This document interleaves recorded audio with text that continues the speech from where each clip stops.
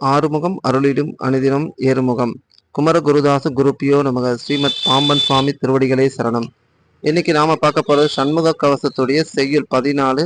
அந்த செய்யுளுடைய பாடலும் விளக்கமும் தான் நம்ம இந்த வீடியோல பார்க்க போறோம். இந்த வீடியோக்குள்ள போறதுக்கு முன்னாடி இந்த சேனலை சப்ஸ்கிரைப் பண்ணால் சப்ஸ்கிரைப் பண்ணிடுங்க. வாங்க வீடியோக்குள்ள போலாம்.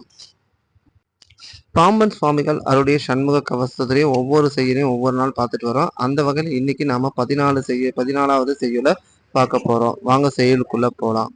நகரமே போல் தமிழி ஞானவேல் காக்க, வன் போல் சிகரித்தோல் நண்டு காளி செய்யன் ஏறு ஆலப்பள்ளி நகமுடை ஓந்தி புறான் நலிவண்டு புலியின் பூச்சி உகமிசை இவற்றால் எக்குகோர் ஊரிலாது ஐவேல் காக்க அப்படின்னு சொல்லி 14வது செய்யுள ஸ்ரீமத் பாம்பன் சுவாமி அவர்கள் நிறைவு செஞ்சிருக்காரு.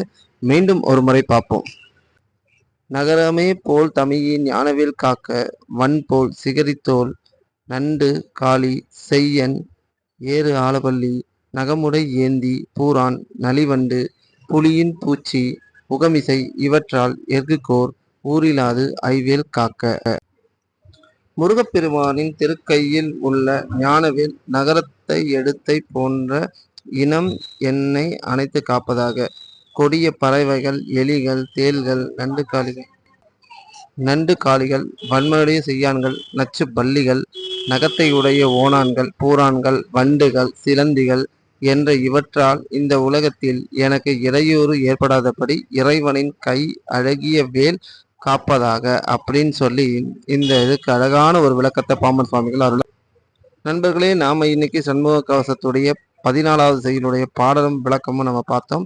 இதே போல 15வது செய்யுள் விளக்கமும் நாம அடுத்த காணொலியில பார்க்கலாம்.